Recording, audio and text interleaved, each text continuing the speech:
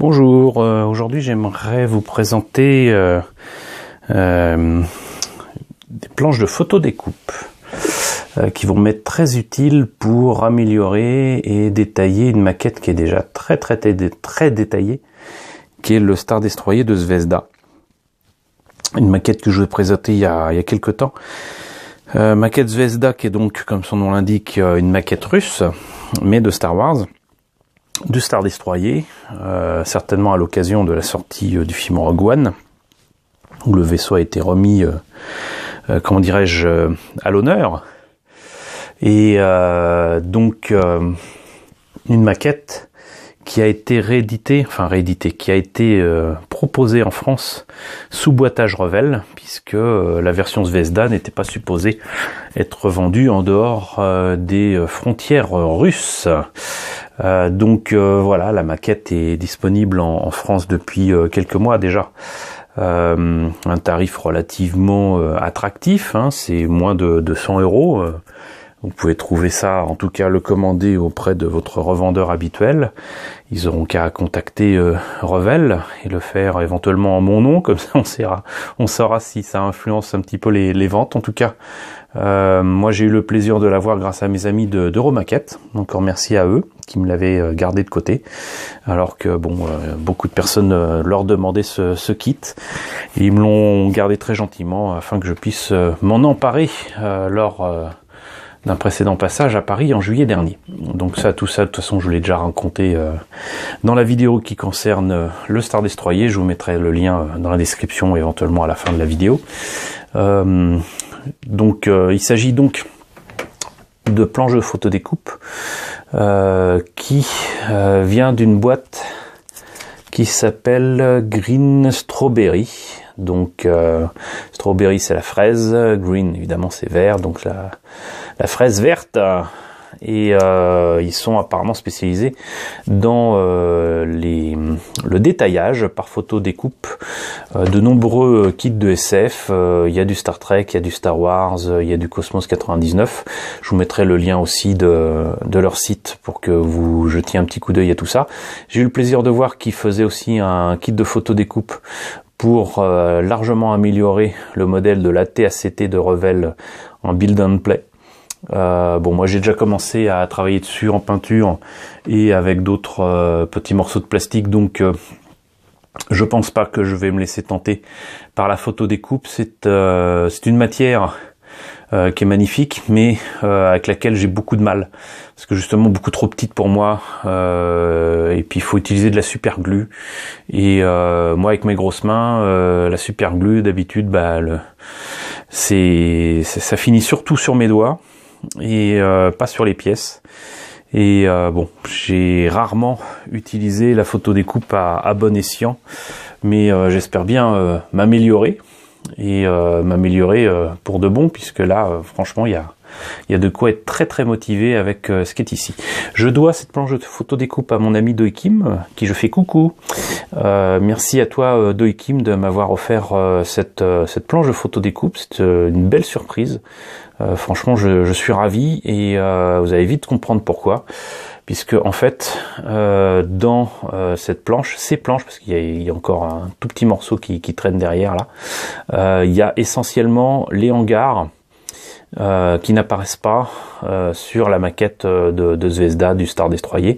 C'est le seul gros défaut de cette maquette, qui sinon est absolument magnifique, c'est que les hangars qui permettent apparemment de sortir, j'allais dire, les poubelles de ce gros Star Destroyer, ils sont fermés, donc on peut rien voir, et c'est assez décevant. Donc voilà, alors que même la maquette de Revell de Build and Play fait apparaître au moins un des hangars.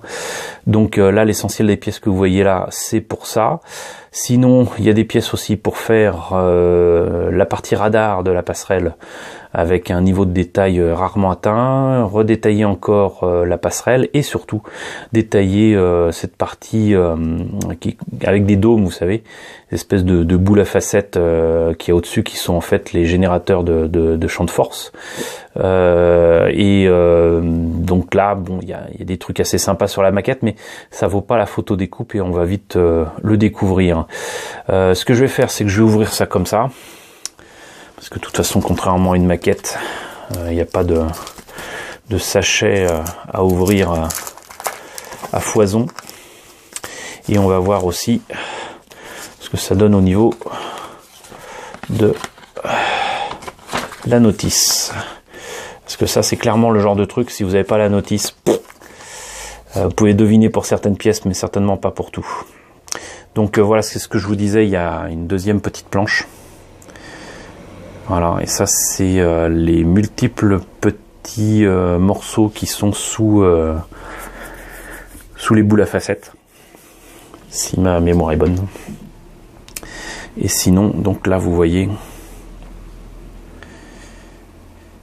les différentes pièces pour le détaillage du Star Destroyer. Vous voyez que là, c'est par exemple, là, c'est tout petit. Et même quand vous avez une pièce entière, elle est gravée dessus, éventuellement. Et là, vous voyez, il y a même encore des trous à l'intérieur, voilà. Alors pour ceux qui ne le savent pas, la photogravure, c'est un procédé chimique qui consiste à graver sur une pièce, une feuille en métal, et de faire agir de l'acide pour graver le métal en question. C'est une méthode qui est très connue et qui est utilisée à la fois dans l'électronique, anciennement, parce que je pense pas que ce soit encore le cas, c'était utilisé en impression pour imprimer des documents. Et donc là, vous voyez, ça permet d'avoir un niveau de détail excellent pour des pièces vraiment toutes petites. Et vous le devinez, comme c'est du métal et qu'il faut mettre ça sur du plastique, vous risquez pas de mettre ça avec de la colle à maquette classique. Donc là, c'est super glue ou rien. Éventuellement, on peut utiliser d'autres formes de glue ou de colle, mais comme colle époxy ou de bicomposante ou quoi, mais là non, c'est vraiment, il faut quelque chose d'à la fois fluide, qui puisse coller des éléments de différentes matières. Là, c'est du métal sur du plastique. Ça, c'est encore ce qu'on fait le mieux. Voilà. Le truc, par contre, c'est que là, vous le devinez peut-être, cette partie-là, par exemple, une fois découpée, est à plier. Voilà. Donc moi, ça fait partie aussi des trucs qui me font un peu peur. C'est qu'il faut couper ça correctement. Vaut mieux avoir une lame neuve pour couper ça net. Et en plus de ça, on peut pas faire ça sur une planche de découpe classique, parce que la planche de découpe est un peu molle, et la lame, en rentrant dans la planche de découpe, va faire sauter la pièce si vous arrivez au dernier petit ergot. Et ça va pas le faire du tout, hein, parce que c'est tout petit, donc il y a toutes les chances que vous fassiez tomber ça dans la 4e dimension, donc ça serait pas cool du tout même. Donc il y a ça. Et pour couper, en fait, le mieux, c'est une épaisse, comment dirais-je, pas une vitre, mais un morceau de verre. Et on peut en trouver, alors c'est tout bête, mais par exemple, moi, j'ai récupéré des morceaux, vous savez, les planches qu'il y a dans les frigos. Et donc, je me suis dit, de toute façon, le frigo finissait à la poubelle, donc autant récupérer ça. J'en aurais eu utilité d'une manière ou d'une autre, peut-être pour faire une vitrine ou quoi. Et du coup, je me suis dit, mais attends, ça supporte des objets dessus, ça risque pas de fêler ou quoi. Et si c'est le cas, il y aura pas de souci, c'est peut-être feuilleté ou quoi. Mais enfin, bref, c'est exactement ce qu'il faut pour travailler ce genre de choses, je pense. Je l'essaierai, je vous dirai ce que ça donne, mais ne tentez pas de faire ça avec une vitre ou du verre classique. Il y a toutes les chances que vous cassiez le truc et que vous coupiez, parce que c'est pas fait pour, tout simplement. Donc voilà. Donc il faut des outils spécifiques. Et en plus de ça, une fois que c'est découpé, pour plier, faut pas faire ça n'importe comment. Éventuellement, on peut s'aider d'une règle en métal, si possible, pour faire quelque chose de très précis. Mais sinon, il y a des outils qui permettent de plier, des plieuses, voilà. Mais il se trouve que pour une raison qui m'échappe totalement, ces outils-là coûtent, mais franchement, la peau du schtroumpf. Et c'est juste une horreur. Faut compter des dizaines et des dizaines d'euros pour un truc tout petit qui permet juste de coincer la pièce et de la plier. Je comprends pas. Alors évidemment, on peut faire ça uniquement avec une pince qui permet de plier, qui est faite pour ça. Mais le problème, c'est que pour faire quelque chose de très précis, il n'y a rien de mieux que les autres outils dont je parlais tout à l'heure. Et j'ai eu beau chercher sur le net, à part sur des sites pas réputés pour vendre des produits ni de qualité ni très honnêtes, AliExpress au hasard, j'ai rien trouvé de très folichon. Donc va falloir que je trouve une solution et que je bricole un truc et je vous dirai ce qu'éventuellement ça peut donner. Donc pour résumer, une lame neuve, X-Acto, très pointue, très coupante. Certainement pas avec une paire de ciseaux. Certaines planches de photodécoupe pourraient l'accepter, mais là c'est beaucoup trop petit. Un support qui permet de faire ça sur quelque chose de vraiment dur et qui bouge pas. Donc une plaque de verre traitée, ça sera l'idéal. Voilà. Ensuite, tiens, petit conseil d'ailleurs aussi, mine de rien, pour découper les pièces et éviter qu'elles s'envolent partout. De toute façon, comme ça va être collé plus tard, et que vous voyez là, ça c'est le recto, par quelques petits détails ici. C'est cette partie-là qui sera visible, et de toute façon, cette partie-là sera collée sur le plastique. Mettez éventuellement un morceau de scotch derrière, et ça va aider à maintenir les pièces en place, et vous pourrez l'enlever ensuite avec votre lame de cutter ou votre Bruxelles ou quoi. Mais en attendant, ça évitera que les pièces s'envolent comme par magie. Donc ça peut être pas mal de mettre un petit bout de scotch là où vous coupez. Donc voilà, et ensuite avoir une pince pour plier ça. Ici, là, et placer des trucs des fois où il faut rajouter d'autres détails ici. Donc bon, voilà, une pince pour plier, ça peut être bien, et surtout une petite règle en métal. Profitez de la rentrée des classes pour voir le matériel que vous pouvez avoir éventuellement à vil prix. À ce niveau-là, on peut souvent en trouver. Et sinon, ça se colle forcément à la superglue. Je vous ai déjà conseillé la colle à 21. La colle superglue d'Army Painter est très bien aussi. Et faut juste faire gaffe et faire ça vraiment à l'économie. Et je conseille éventuellement de mettre de la goutte de superglue sur un support, quelque chose genre une capsule de bière. C'est ce que très souvent j'utilise, comme ça permet de jeter sans problème après, et d'utiliser un cure-dent pour prendre la colle au goutte à goutte et faire quelque chose de vraiment ultra précis, d'éviter de s'en mettre sur les doigts, d'éviter d'en mettre partout, d'éviter de perdre la pièce. Voilà. Et normalement, si on veut quelque chose de très rapide, on peut utiliser éventuellement un activateur qui permet de faire réagir la superglue instantanément. C'est-à-dire que là, dès qu'on a mis l'activateur, le truc il ne bouge plus. Mais on y reviendra là-dessus, je vous reparlerai de ce genre de méthode. Faut juste faire gaffe. C'est malheureusement pas utilisable si vous avez déjà peint la maquette. Dernière chose, ne pas utiliser la superglue sur une pièce ou dans un coin où il y a de la fibre optique. Si vous faites ça, la fibre optique sera bouffée, paraît-il. Moi, j'ai jamais observé ça, mais je le crois volontiers. Beaucoup de personnes beaucoup plus expérimentées que moi l'ont fait, et ont pleuré toutes les larmes de leur corps parce que ils avaient beaucoup travaillé sur les trous et sur la fibre optique, et la fibre optique s'est mise à casser ou à fondre ou quoi. Donc faut éviter la superglue sur la fibre optique. Voilà, donc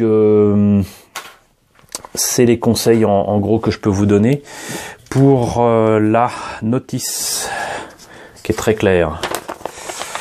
Vous voyez que là, donc c'est pour le Star Destroyer Zvezda Revel. Donc rappel des pièces en présence avec la planche. Là on voit bien qu'effectivement c'est de la photo découpe à découper mais surtout plier, et que là où c'est rouge est clairement indiqué, il faut couper les pièces en plastique pour pouvoir évidemment profiter du détaillage et des pièces en photo découpe. Donc là vous voyez qu'il y a pas mal de petites pièces à rajouter pour faire vraiment un hangar nickel. Là, on a d'autres pièces à rajouter sur les canons, enfin autour des canons. Et ici, quelque chose de relativement compliqué qui se met en fait au milieu des tranchées. Voilà, c'est encore une autre forme de hangar. D'où sortent, je crois, les TIE Fighters, si je me rappelle bien. Donc encore d'autres pièces à placer ici et là pour le détaillage des tranchées. Là, c'est le fameux radar dont je parlais au-dessus de la passerelle, avec beaucoup de petites pièces très précises. Ici, une pièce aussi à rajouter sur la passerelle. On découpe cette partie-là et on place ça. Et là, énormément de boulot sur les dômes, les boules à facettes, qui sont donc au-dessus de la passerelle, comme vous voyez là. Pratiquement toute cette partie-là est à placer. Et je vois qu'il y a des pièces que je ne... Ah si, ça, ok. Ça y est. Et puis là, il y a une espèce d'échelle. Voilà, il y a quantité de choses à placer. Mais une fois à placer, on peut dire que là, du coup, le Star Destroyer, il est juste parfait. Voilà, donc encore une fois, merci Dokkim de ce beau cadeau. J'espère que la présentation de ce kit, non pas de conversion, mais kit d'amélioration de maquettes plastiques, vous a intéressé. Pour rappel, ce genre de choses est tout à fait courant dans les maquettes de SF, mais pas que. Vous en trouverez aussi énormément pour les kits de voitures, les kits de bateaux, etc. Voilà, c'est kits d'avion. Il est tout à fait commun de trouver ce genre de kit d'amélioration pour les maquettes plastiques, voire résine. Donc il est bon aussi d'avoir ce genre de choses pour des kits de SF. Et je vous conseille quand même d'aller voir ce que ça donne donc sur le site de Green Strawberry et de voir ce qu'il y a. Bien évidemment, par contre, les prix risquent de vous dérouter un petit peu, mais c'est tout à fait normal. C'est fait en très peu d'exemplaires. C'est de la photo découpe, c'est du métal. C'est pas non plus à la portée du premier venu de faire ce genre de choses, et surtout ça améliore sensiblement la qualité de votre kit. Voilà, donc écoutez, encore une fois, j'espère que cette présentation vous a plu. N'hésitez pas à me dire ce que vous en pensez dans la section commentaires. N'hésitez pas à liker, n'hésitez pas à partager, et n'hésitez pas à vous abonner si ce n'est pas déjà le cas. Et je vous dis à très bientôt pour la présentation de nouveaux kits d'amélioration de SF.